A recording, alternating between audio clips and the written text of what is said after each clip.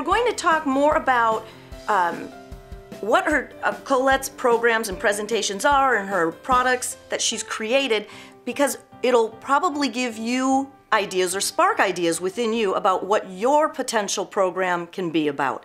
So tell me what you, because also speaking is an evolutionary type of business. You might speak on one topic for 6 months or a year, and then you're like, you know what? I'm going to start creating a presentation around a different topic. Don't you know, have you done that before, that you have more than one? Yes, I do, although I really believe that the more you pick a lane and go deep, it'll be easier for you. Yeah, but I think sometimes people will start out with a topic and they'll say it's close, but this one might be better. Oh yeah, well you got to be flexible. Yeah. I mean, you have to keep, everything morphs. Right, As that's what you I'm trying to say. change Yeah, and grow, exactly. things morph. Yeah, it's going to change. I mean, I really started out with a passion to teach women how to say no to others in order to say yes to themselves, because it was my issue. I mean, Right. Remember, Mary, I used to be 50 pounds heavier because I was the people pleaser, and I used to stuff my truth, and I, did everything for everyone else, and therefore I had the best excuse in the world why I couldn't go after my own goals and dreams, because after all, I simply don't have the time. You're too busy. Yeah. Yeah. So, that's where I came up with the fact of, speakyourtruth.com, because I had to learn how to be clear, direct, and assertive with grace. And that is still my underlying passion of what I teach. Okay. Having come from a strong sales and negotiation background, Yeah. I find I just keep, I still get the calls to go teach it. Right. And I enjoy it. They're still one of my children, so to speak. In fact, each one of my programs is like my children. When people say, pick your favorite, I'm like, I felt like Sophie's Choice, I can't choose, the train's coming, I love you both. So it really is, but bottom line, I am so inspired to teach women in particular to find their worth enough to be real and assertive. Because that's the only way you can accomplish the goals and desires that you have for yourself in your life. Absolutely. And then the wonderful fallout from that is you're a role model no matter what you're doing. You're a role model, but now you're a really inspiring, motivating role model to your children and to others. Exactly. I mean, one of the programs that I teach quite a bit lately is a program on balance. And, everybody's seeking this magic formula out there, and if we just find it, everything's going to be okay. And my balance program, unlike many others, doesn't teach you to stop drinking coffee, or I'm not a proponent of going out and exercising per se. I mean, my program is based on the real factor. I teach women that a clean house does not define you; it confines you.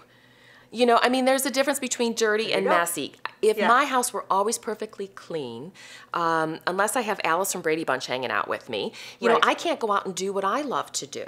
Right. And you have to be a little bit selfish to do what we do. And I look at that word completely different than many other people, because selfish has gotten such a bad connotation. And in that, selfish equals self-care. In so many respects. Absolutely. And I always tell women, I would not have been able to drop 50 pounds if I wasn't selfish, if I didn't block the time to eat properly, to get to the gym. I would not be a professional speaker if I wasn't selfish, because I wouldn't have said no to others in order to create the space. Right. So I teach self-ish. The ish, the ISH, stands for I stay happy, I stay healthy. Nice. Nice. So that's really one of my bigger passion programs at the moment. Yeah, and I think just one last point on that. When we are selfish, there's self-respect. And when we respect ourselves, others have a hard time disrespecting us. Don't you think? Well, harder time. When you respect yourself and you assert yourself with grace, I don't ever believe you have to take anybody out to get what you want. Even if people don't like you, there's a level of respect for you.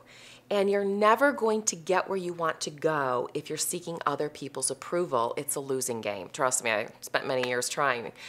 And so that is key. It's about letting go of who you think you need to be and be who you are. Right. So, and that goes back to speaking. I want to piggyback off of that real go quick. ahead. Because you'll go out and you'll see speakers and you'll think like you have to act a certain way, or you have to use certain vocabulary, or you have to have 3 points in a poem. I mean, all these things you hear. And the certain exactly. pause. I'm here to tell you, just be you.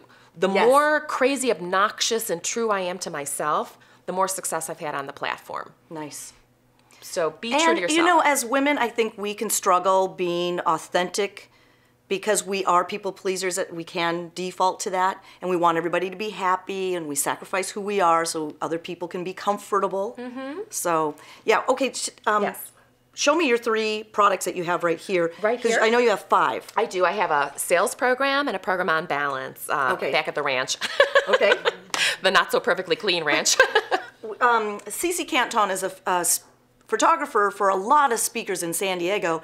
She was my photographer and she's yours. And just show how you created this product. You went to the studio and just had her take random shots, and then you didn't know how you were going to use them, but you knew you would put them on product. Correct. About 5 years ago, when I went for my initial photographs, I was so uncomfortable. I'm not somebody who really likes my picture being taken.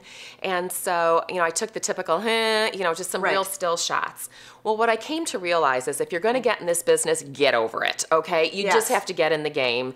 And so I thought, gosh, I have no clue how I want to use these pictures, but I'm not going to be limited because I'm very practical with my dime. And I said, Cece, just shoot me in a bunch of different ways. I chose an outfit that I felt was sort of timeless, because that's another thing I've noticed with speakers is we're like realtors. Once you put your picture out there, you can't change your hairstyle. So you want to be sure, or you show up and people are like, who's that? So you have to think some of these things through before you invest in yourself. So I showed up and took a bunch of pictures, and then it turned out that there were enough of a variety that I used a different shot, different pose for each one of my products. Nice. Let me see. We only have about 30 seconds communication, you can see I'm sitting on a stool.